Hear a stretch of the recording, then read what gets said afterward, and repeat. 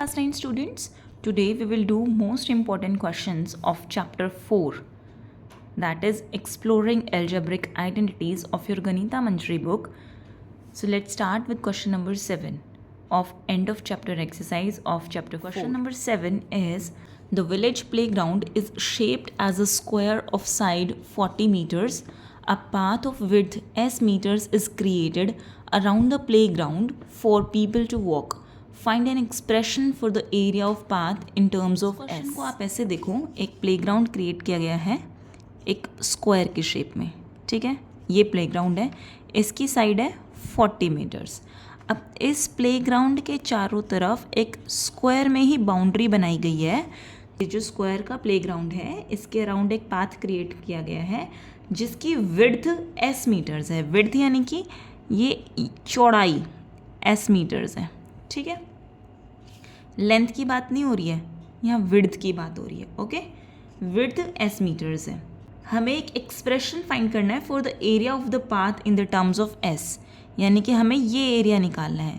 तो इस एरिया को निकालने के लिए अगर हम इस पूरे स्क्वायर के एरिया में से इस छोटे स्क्वायर का एरिया माइनस कर दें तो हमारे पास जो रिमेनिंग पार्ट है उसका एरिया आ जाएगा ना।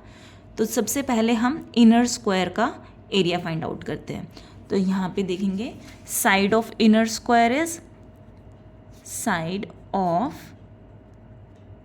इनर स्क्वायर कितनी गिवन है 40 मीटर्स। तो therefore area of inner square is, square का एरिया क्या होता है साइड इंटू साइड, तो ये हो जाएगा 40 into 40 that is 1600 metre square, ठीक है। अब देखो हमें पहले इसकी साइड तो पता करनी पड़ेगी ना। इसका एरिया अगर हम बिगर स्क्वायर का एरिया फाइंड आउट करेंगे तो हमें पहले बिगर स्क्वायर की साइड पता होनी चाहिए। अब देखो ये इतना 40 है तो यहाँ तक इतनी, ये साइड तो 40 हो गई है ना।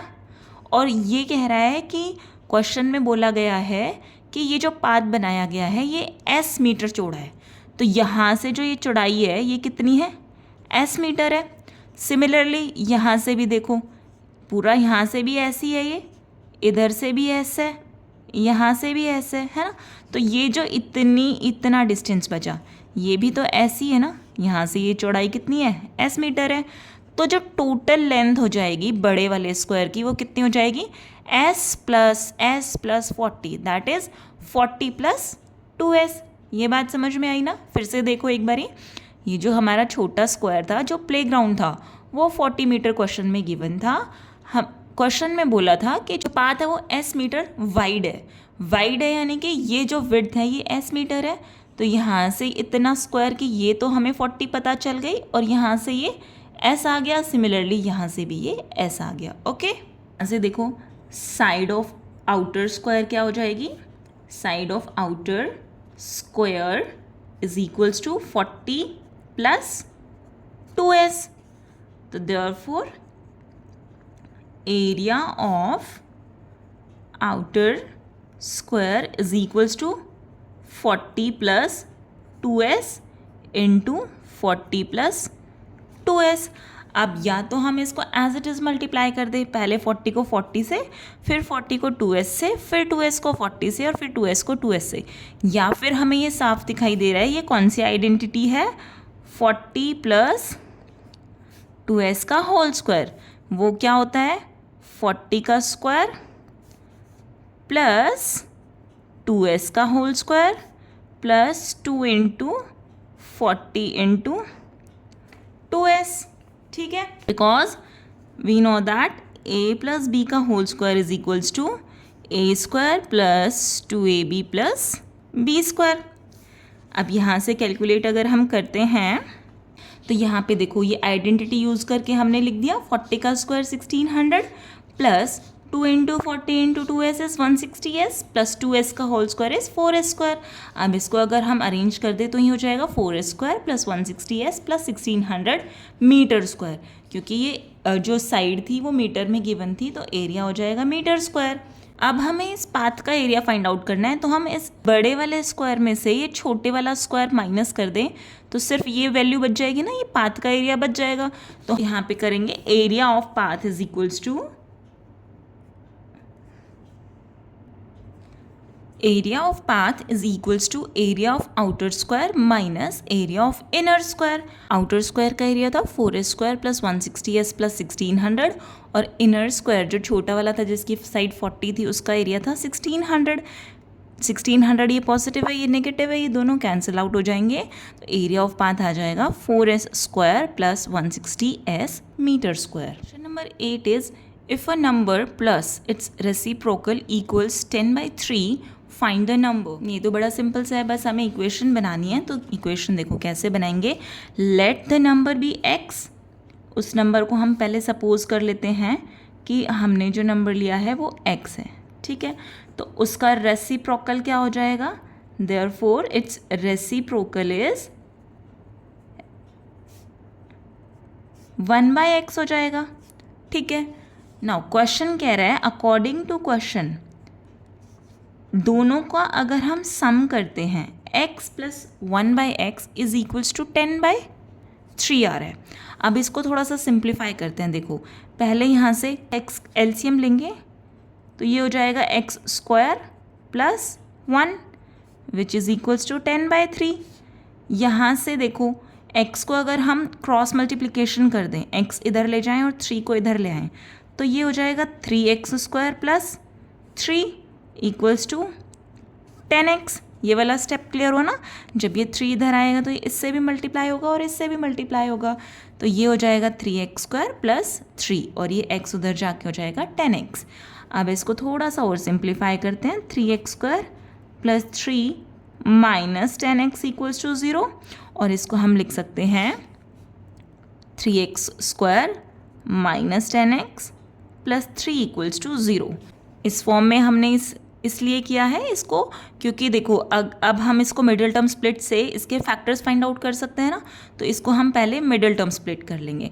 मिडिल टर्म स्प्लिट करने के लिए क्या करेंगे, एडिशन करेंगे तो -10 आना चाहिए और जो दो नंबर्स लेंगे उनका मल्टीप्लिकेशन करेंगे तो 3 3 ज़ा 9 आना चाहिए। तो ऐसे कौन से दो नंबर्स हो सकते हैं, 9 और 1। तो ये हो जाएगा factors of this equation are by using middle term splitting method।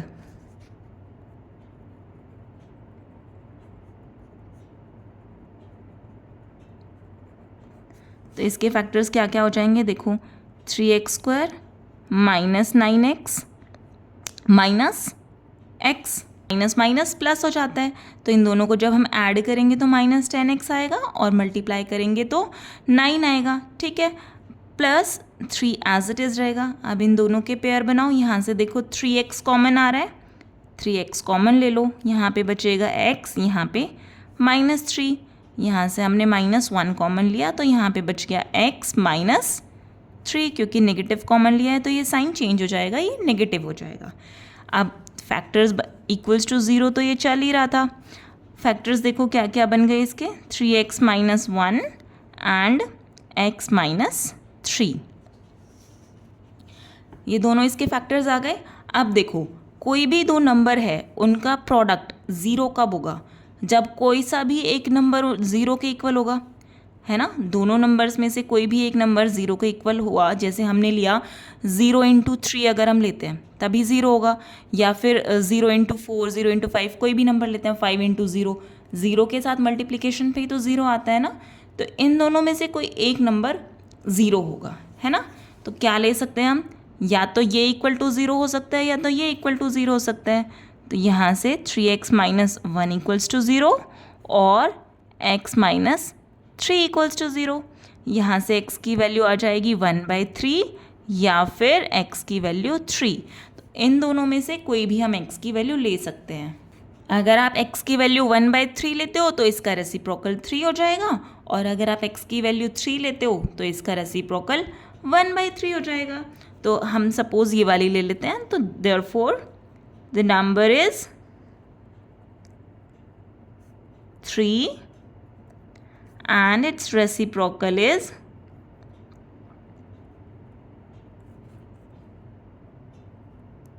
1/3. This is a required answer. Question number 9 is a rectangular pool has area 2x square plus 7x plus 3 square husks. If its width is 2x plus 1 hust, find its length. Hasta was a unit used to measure length. अब यहाँ पे इस question में कह रहा है एक rectangular pool है, उसका एरिया इतना है, आपको उसकी विड्थ गिवन है, आपको लेंथ फाइंड आउट करनी है. और यहाँ पे जो ये हस्त गिवन है ये क्या होता है, ये एक पहले के टाइम पे जैसे मेजरिंग टेप्स नहीं होते थे तो हम हस्त यूज़ करते, हाथ से मेजरमेंट होती थी ना, तो हस्त होता है, हस्त को हम क्यूबिट भी बोलते हैं. बेसिकली ये एक मेजरमेंट होती है, जैसे अगर हम अपनी एल्बो की टिप से मिडल फिंगर की टिप तक अगर कोई मेजरमेंट है तो हम उसको हस्त या फिर क्यूबिट बोलते हैं. ठीक है, तो यहाँ पे मीटर्स उस वगैरह ना लेके उन्होंने हस्त यूज़ किया है. अब एक पूल बनाया गया है, इसको अगर हम सिंपल लैंग्वेज में देखें, ये कोई भी एक रेक्टेंगल है. ठीक है, आपको इसका एरिया गिवन है और एक साइड गिवन है, आपको इसकी लेंथ फाइंड आउट करनी है. सपोज करो इस रेक्टेंगल का एरिया 30 मीटर है और जो विड्थ है वो 5 है, आपको लेंथ फाइंड आउट करनी है. ऐसे अगर क्वेश्चन होता तो आप कैसे करते, आपको पता है ना एरिया ऑफ रेक्टेंगल क्या होता है, लेंथ इनटू ब्रेड्थ. तो यहाँ से एरिया की वैल्यू 30 और लेंथ हमें फाइंड आउट करनी है, ब्रेड्थ 5 गिवन है, तो लेंथ यहाँ से आ जाती 30/5. तो लेंथ क्या होती है, एरिया बाय विड्थ. ठीक है, तो इस क्वेश्चन में हमें एक्सप्रेशन फॉर्म में गिवन है तो हम कर पाएंगे ना इजीली. तो यहाँ पे गिवन क्या है, area of pool is equals to कितना एरिया गिवन है, 2x square plus 7x plus 3 square हस्तास. ठीक है, और क्या गिवन है आपको यहाँ पे, विड्थ गिवन है, width of pool is equals to 2x plus 1 हस्तास. यहाँ से अगर हमें लेंथ फाइंड करनी है, लेंथ ऑफ पूल वो किसके इक्वल हो जाएगी, area of pool divided by width of pool. ठीक है, ये वाला स्टेप समझ में आया ना मैंने क्यों किया, क्योंकि एरिया होता है, ये पूल रेक्टेंगल शेप में है तो एरिया होता है लेंथ इनटू ब्रेड्थ, और लेंथ हमें निकालनी है तो एरिया के डिनोमिनेटर में आ जाएगी विड्थ. ओके, अब यहाँ पे बस सिंपली वैल्यू सब्सटीट्यूट करो, 2x square plus 7x plus 3 upon 2x plus 1. अब इसको थोड़ा सा सिंप्लीफाई करना पड़ेगा. यहाँ से अगर हम इसके फैक्टर्स फाइंड आउट कर लें तो ईजी हो जाएगा ना. फैक्टर्स के लिए देखो हमें मिडल टर्म स्प्लिट करनी पड़ेगी ना, तो यहाँ पे देखो क्या हो जाएगा, 2x स्क्वायर प्लस 7x को ऐसे स्प्लिट करना है कि मल्टीप्लिकेशन पे 6 आए और एडिशन पे 7 आए. तो 6 कब आएगा, 6 आएगा, 6 1 ज़ा 6 होता है और 6 प्लस 1 7 हो जाएगा. तो दोनों पॉजिटिव टर्म्स हैं, इसीलिए हम सिंपल इसको 6x प्लस x लिख सकते हैं अपॉन 2x प्लस 1. अब इसमें देखो 2x यहाँ से कॉमन लिया तो यहाँ पे बचा x प्लस 1 और प्लस 1 यहाँ से कॉमन, सॉरी x प्लस 3 और 1 यहाँ से कॉमन लिया तो x प्लस 3 यहाँ बचा upon 2x plus 1 already denominator में था. अब यहाँ पे हो जाएगा ये 2x प्लस 1 और ये बचेगा x प्लस 3. यहाँ से डिनोमिनेटर में 2x plus 1 as it is रहेगा, 2x प्लस 1 से 2x प्लस 1 कैंसिल आउट हो जाएगा, ये बचेगा x प्लस 3 हस्तास. तो हमारी लेंथ हो जाएगी x प्लस 3 हस्तास. Okay, this is our answer. Question number 10 is, if both x minus 2 and x minus 1/2 are factors of px square plus 5x plus r, show that p is equals to r. इस question में हमें prove करना है कि p और r दोनों equal है और ये दोनों फैक्टर्स गिवन है. अब देखो कोई भी अगर फैक्टर्स होते हैं तो वो वैल्यूज़ उस वाले एक्सप्रेशन को सेटिस्फाई करती है ना. तो यहाँ पे x इज इक्वल्स टू 2 और x इज इक्वल्स टू 1/2 दोनों यहाँ पे अगर हम x की जगह पुट कर दें तो वो दोनों इस इक्वेशन को सेटिस्फाई करेंगे ना.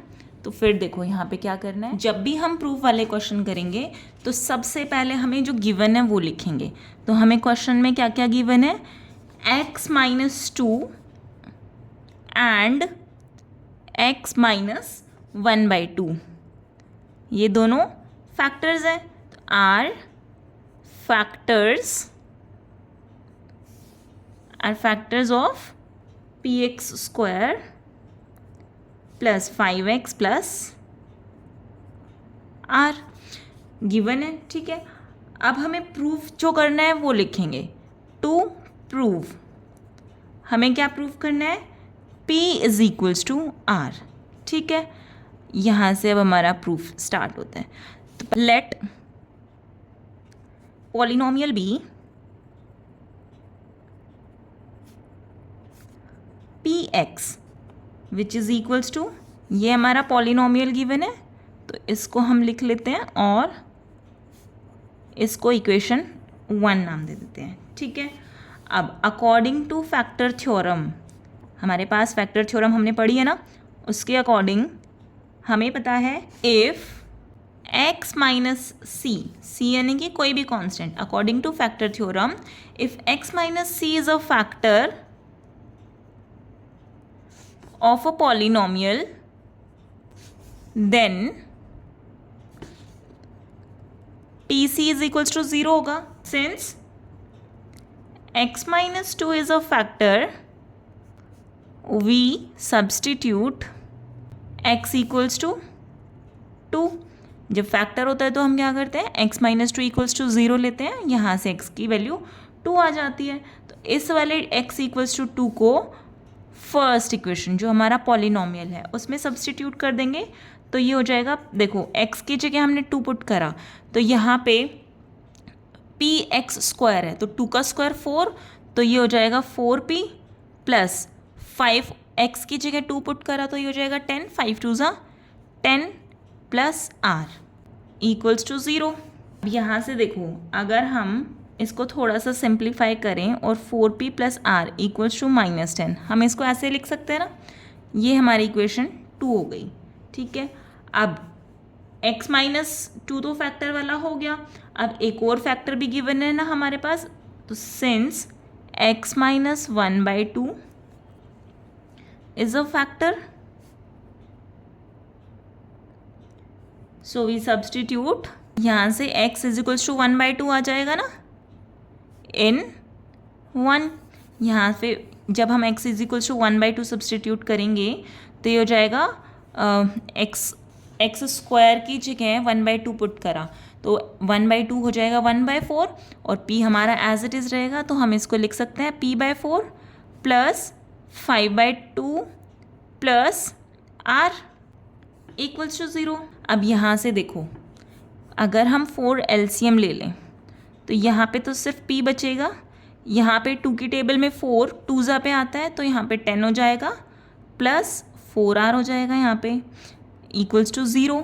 अब इस 4 को उधर शिफ्ट कर देते हैं तो ये बचेगा p plus 10 plus 4r equals to 0। यहाँ से p plus 4r equals to -10 आ जाएगा, ठीक है।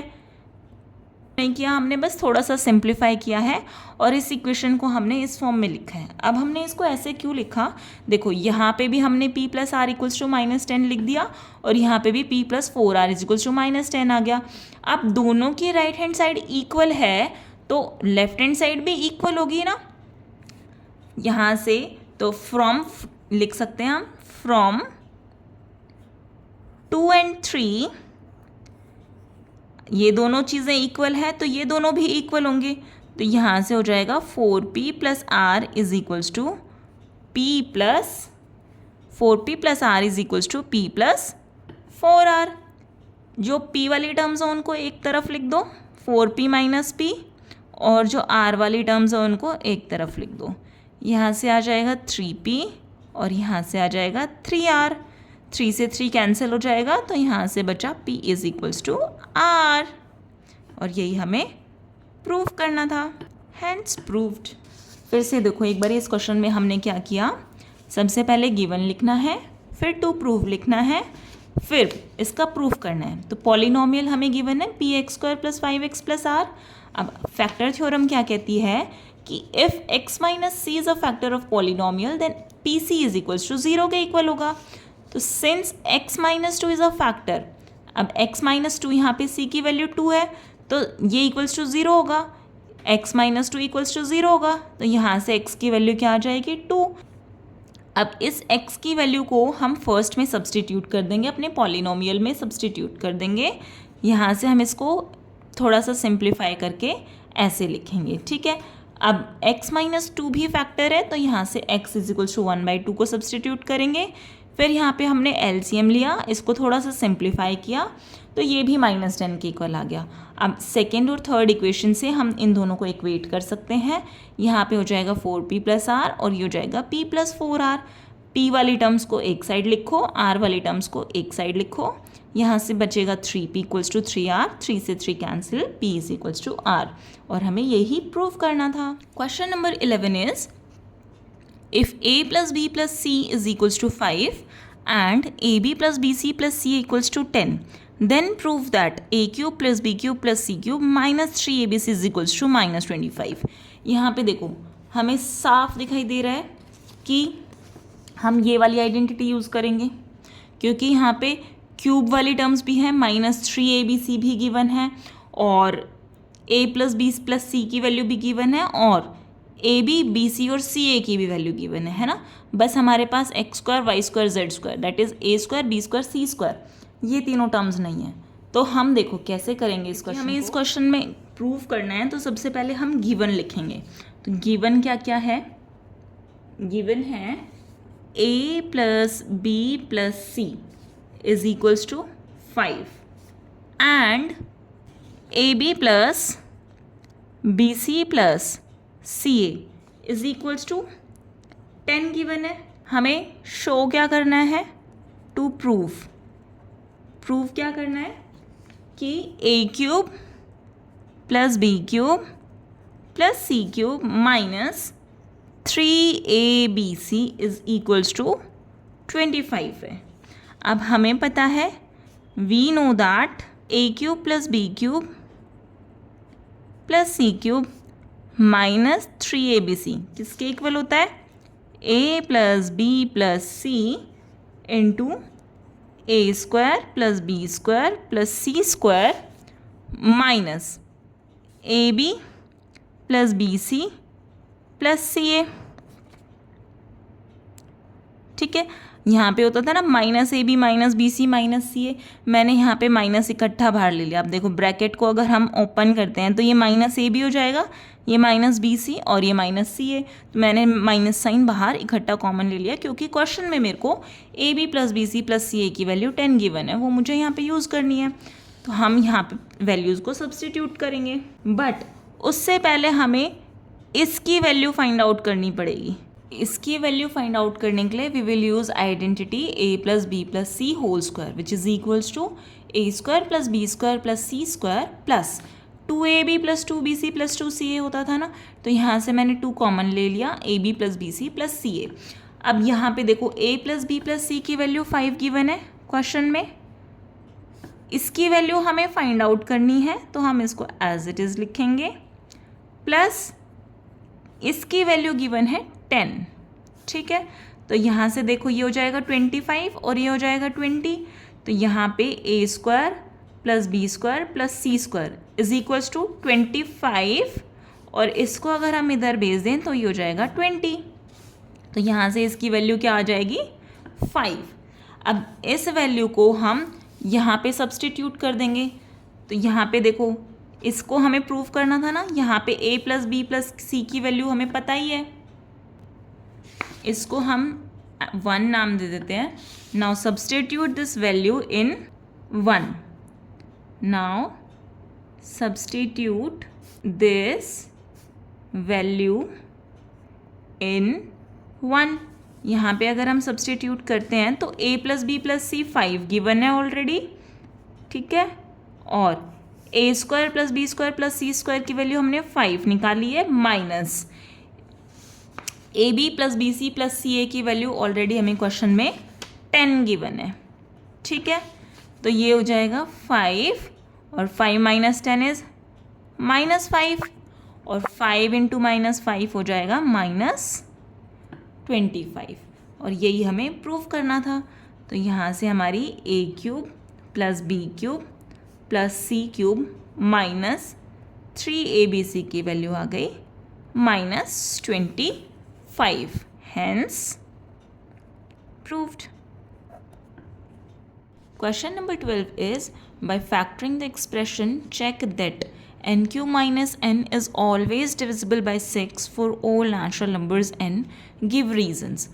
क्वेश्चन में कहा है कि ये हमेशा 6 से डिविजिबल होगा। यहाँ पे तो कोई वैल्यूज़ गिवन ही नहीं है, 1 2 3 कुछ भी नहीं है, लेकिन यहाँ पे गिवन है कि सारे नेचुरल नंबर्स, अगर हम यहाँ पे 1 2 3 ऐसे वैल्यूज़ पुट करते जाएं इसमें, तो ये हमेशा 6 से डिविजिबल होगा। अच्छा, ऐसा हो सकता है? चलो चेक करते हैं। सबसे पहले तो आपको 6 का डिविजिबिलिटी रूल पता होना चाहिए। 6 का डिविजिबिलिटी रूल क्या कहता है कि कोई भी नंबर अगर 2 और 3 दोनों से डिवाइड होता है तो वो 6 से भी डिवाइड होगा।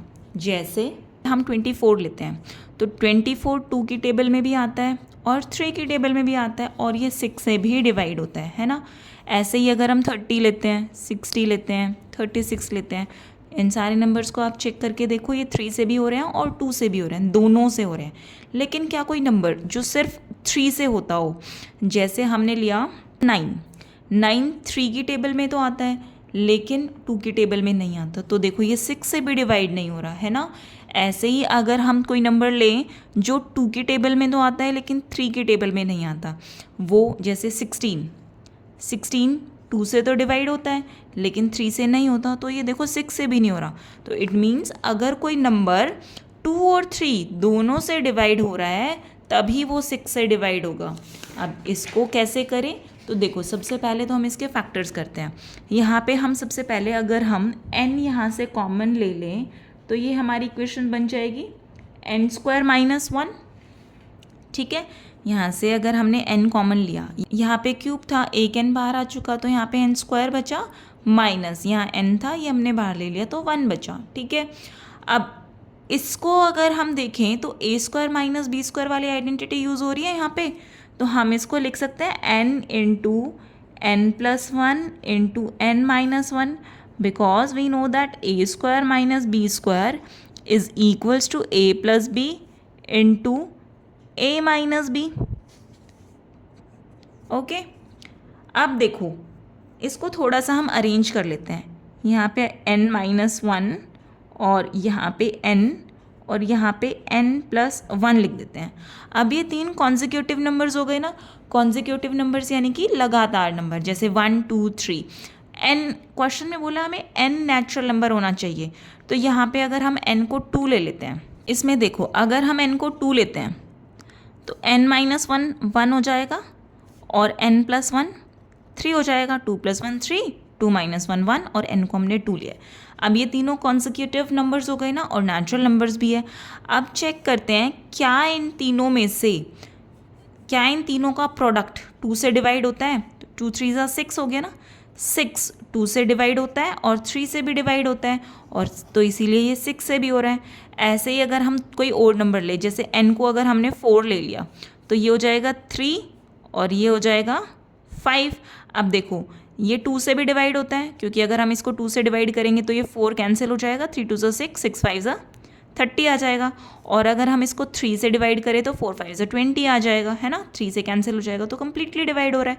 और ये नंबर 6 से भी डिवाइड हो जाएगा। देखो 6 से कैसे होगा करके देखो, 3 1 = 3, 3 2 = 6 और 2 10 पे हो गया ना। तो ऐसे ही कोई भी आप वैल्यू, बड़ी से बड़ी छोटी से छोटी, 100 ले लो इनको आप, यहाँ पे अगर आप 100 लेते हो तो ये 101 हो जाएगा और ये 99 हो जाएगा। अब चेक करना क्या ये 6 से 2 3 और 6 तीनों से डिवाइड हो रहा है। तो देखो 2 से तो ये डिवाइड हो रहा है क्योंकि ये हमारे इवन नंबर मिल रहा है और इवन नंबर 2 से डिवाइड होते हैं, तो इन तीनों की मल्टीप्लिकेशन, तो ये 2 से डिवाइड हो जाएगा। 3 से डिवाइड हो रहा है, हाँ बिल्कुल हो रहा है, क्योंकि यहाँ पे 99 आ रहा है और वो 3 से डिविजिबल है। तो जो नंबर 2 और 3 से डिविजिबल होता है, 6 का डिविजिबिलिटी रूल कहता है, वो 6 से भी डिवाइड होगा। तो आप यहाँ पे इसमें कोई भी नंबर लिख के देख लेना, वो सारे के सारे नंबर्स 6 से डिवाइड होंगे, क्योंकि यहाँ पे हमें इवन नंबर भी मिल रहा है और 3 के मल्टीपल्स भी मिल रहे हैं, ठीक है। तो अब ये तो हमें पता चल गया कि कोई भी 3 लगातार नंबर, अब इसको ऐसे n-1 मत सोच के ये देखो कि कोई भी हम 3 लगातार नंबर लेते हैं वो हमेशा 6 से डिवाइड होंगे, ओके।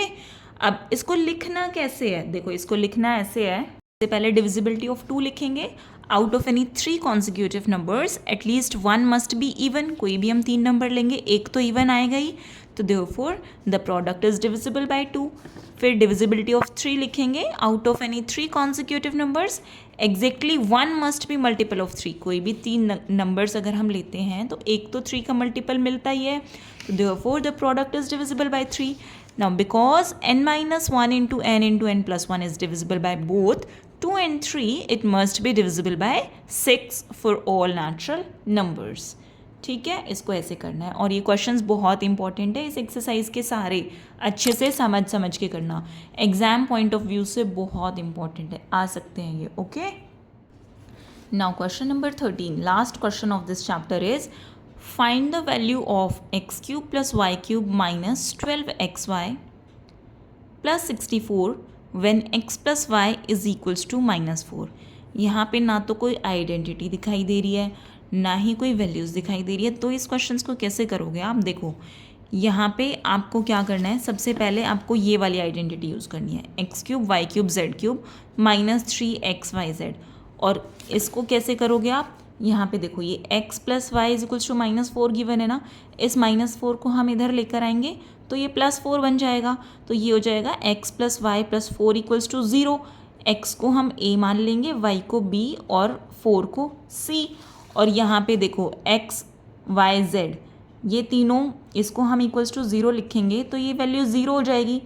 अगर ये वैल्यू 0 हो जाती है तो हमारी जो आइडेंटिटी है वो क्या बन जाती है, x cube plus y cube plus z cube is equals to 3xyz, ठीक है। देखो कैसे करना है, x plus y equals to -4, इसको हम लिख सकते हैं x plus y plus 4 equals to 0, ठीक है। हम 4 को इधर लेकर आ गए। अब हमें आइडेंटिटी पता है a cube plus b cube plus c cube minus 3abc is equals to a plus b plus c into A square plus B square plus C square minus A B minus B C minus C A, ठीक है। यहाँ से अगर if a plus B plus C equals to 0 हो जाए, then जो ये identity है वो हो जाती है a cube plus b cube plus c cube, ये 0 हो गया तो ये 0 के साथ मल्टीप्लाई हो रहा है, ये भी 0 हो जाएगा, और ये -3abc इधर आके प्लस का 3abc हो जाता है, ठीक है। यहाँ तक समझ में आ गया। अब देखो यहाँ पे a की वैल्यू हम x मान लेते हैं, b की वैल्यू y और c की वैल्यू 4, तो यहाँ से x क्यूब हो जाएगा, a को x मान लिया, b को y मान लिया और c को 4 मान लिया, तो यहाँ से हो जाएगा x cube plus y cube plus 4 का cube is 64 is equals to 3 into, पहले वैल्यूज़ लिख लेते हैं, चलो x y इंटू 4, तो ये हो जाएगा x cube plus y cube plus 64 equals to 12xy। अब इस 12xy को अगर हम इधर माइनस कर देते हैं तो ये क्या बनेगा, x cube plus y cube plus 64 minus 12xy equals to 0। अब देखो क्वेश्चन में हमें गिवन है x cube plus y cube minus 12xy plus 64, इसकी वैल्यू हमें फाइंड आउट करनी है ना, तो ये तो यही टर्म है ना, x cube y cube minus 12xy plus 64, और ये हमारी किसकी इक्वल आ गई, 0 के इक्वल, है ना, इजी। सिमिलरली सेकेंड पार्ट में भी यही बोला है, तो यहाँ पे देखो गिवन है x equals to 2y plus 6, इस सारी टर्म्स को हम इधर ले आते हैं तो ये हो जाएगा x minus 2y minus 6 equals to 0। अब यहाँ पे लेट कर लेते हैं, a की वैल्यू x है, b की वैल्यू -2y है और c की वैल्यू -6 है, ठीक है। अब फिर से उसी आइडेंटिटी में पुट करेंगे। यहाँ पे देखो तीनों को जब हमने ऐड किया, सिंस a + b + c = 0 आ रहा है, तो देयरफॉर जो हमारी आइडेंटिटी है वो क्या बन जाएगी, a³ + b³ + c³ = 3abc, ठीक है। तो यहाँ पे देखो a की वैल्यू x है, x³ प्लस b की वैल्यू -2y है, -2y³ प्लस c की वैल्यू -6 है, 6³ = 3 × x × -2y × -6। x³ तो x³ रहेगा, ये देखो -2 का क्यूब इज़ -8 हो जाएगा, और -6 का क्यूब इज़ -216, और जब इसको मल्टीप्लाई करेंगे तो माइनस माइनस तो प्लस हो जाएगा, 6 × 2 = 12, 12 × 3 = 36 xy, ठीक है। आप फिर से इस xy को इधर ले आओ, तो ये हो जाएगा x³ -8y³ -216 -36 xy = 0। अब इसको रीअरेंज कर देते हैं, तो यहाँ से हो जाएगा x³ -8y³ -36 xy -216 = 0, और इसी की वैल्यू हमसे क्वेश्चन में पूछी थी, ठीक है। आया ना समझ में, इजी है ना, घबराना नहीं है इन क्वेश्चंस को देख के, पर इन क्वेश्चंस की आपको बहुत अच्छे से प्रैक्टिस करनी है। ये थोड़े से डिफरेंट क्वेश्चंस हैं, सिंपल आइडेंटिटी नहीं लगेगी, इनमें थोड़ा सा सोचना पड़ेगा, तो इनको बहुत अच्छे से करना, और एग्ज़ाम में ये क्वेश्चंस आने के बहुत ज़्यादा चांसेस हैं, ओके, ध्यान से करना है। और अगर आपको ये वीडियो पसंद आई है तो please subscribe the channel and see you in the next video. Thank you.